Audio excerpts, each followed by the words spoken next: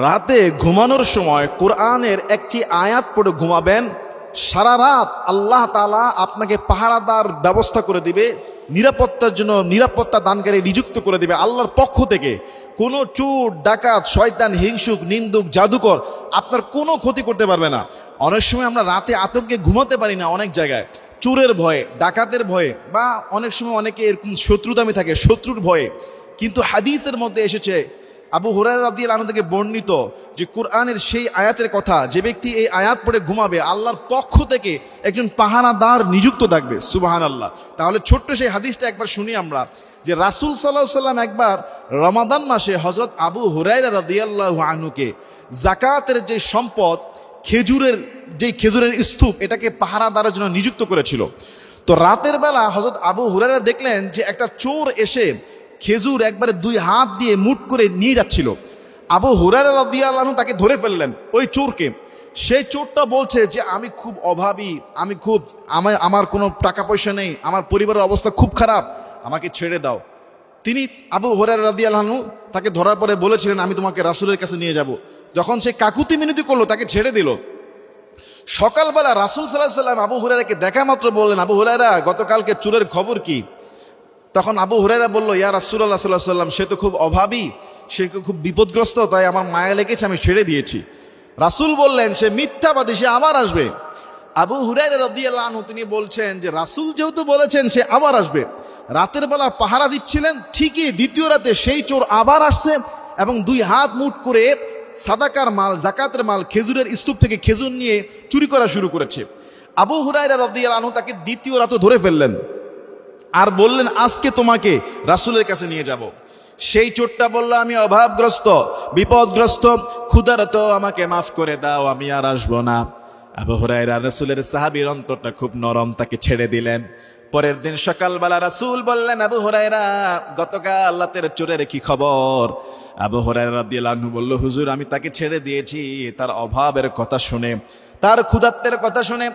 আল্লাহর হাবিব বললেন, আবু হুরায়রা, সে মিথ্যা বলেছে, সে আবার আসবে। আবু হুরায়রা বললেন, রাসূল যেহেতু বলেছে সে আবার আসবে। তৃতীয় রাত হযরতে আবু হুরায়রা রাদিয়াল্লাহু আনহু যাকাতের মাল, খেজুরের স্তূপ পাহারা দেয়। তৃতীয় রাতে আবার সেই চোরটা হাজির হয়ে গেল খেজুর চুরি করার জন্য। আবু হুরায়রা রাদিয়াল্লাহু আনহু সেই চোরটাকে ধরে ফেললেন। ধরার পরে বলছে, আজকে ছাড়বই না নবীজির কাছে না নেওয়া পর্যন্ত। চোর বুঝতে পারছে আজকে আমার মাফ নাই, আজকে আমাকে রাসূলের কাছে নেবেই। এবার সেই চোরটা বলতেছে, ভাই, আপনি আমাকে ছেড়ে দিলে আমি আপনাকে এমন একটা আমল শিখিয়ে দিব, এমন একটা দোয়া শিখিয়ে দিব, যেটা পড়লে আল্লাহ তাআলার পক্ষ থেকে সারা রাত আল্লাহ আপনার জন্য পাহারাদার নিযুক্ত করে দিবে। সুবহানাল্লাহ। আল্লাহর পাহারাদার কারা? কোনো মানুষ? ফেরেশতা হবে। আবু হুরায়রা রাদিয়াল্লাহু আনহু, তার সাহাবীরা ছিলেন কল্যাণের আমলের লালায়িত, ভালো কাজের লালায়িত ছিলেন। আবু হুরায়রা বললেন, কোন আমল বলো? সেই চোরটা বলছে, যদি আপনি রাতের বেলা বিছানায় যাওয়ার পরে আয়াতুল কুরসি প্রথম থেকে শেষ পর্যন্ত আয়াতটা পড়তে পারেন, রাত থেকে সকাল পর্যন্ত আল্লাহর পক্ষ থেকে আপনার জন্য একজন পাহারাদার নিযুক্ত হয়ে যাবে। সুবহানাল্লাহ। সারা রাত আপনার নিরাপত্তা, আপনার জিম্মাদারিত্ব দিয়ে দিবে। যদি বিছানায় যাওয়ার পরে আয়াতুল কুরসিটা পুরাটা পড়তে পারেন। আয়াতুল কুরসি সূরা বাকারার একটি আয়াত মাত্র, 3 নম্বর প্রথম পৃষ্ঠায়। আবু হুরায়রা তাকে ছেড়ে দিলেন। এই আমল শিকার পরে সকালবেলা রাসূলের দরবারে গেলেন। রাসূল বললেন, আবু হুরায়রা, গতকাল রাতের চোরের খবর কি? আবু হুরায়রা রাদিয়াল্লাহু আনহু বলছে, ইয়া রাসূলুল্লাহ সাল্লাল্লাহু আলাইহি ওয়াসাল্লাম, তাকে আবার ধরেছি, সে আবার আসছে। আপনার কথা সত্য, তবে সে আমাকে এমন একটা আমল শিখিয়েছে যা করলে নাকি আল্লাহ তাআলা তাকে নিরাপত্তা দান করে দেয়।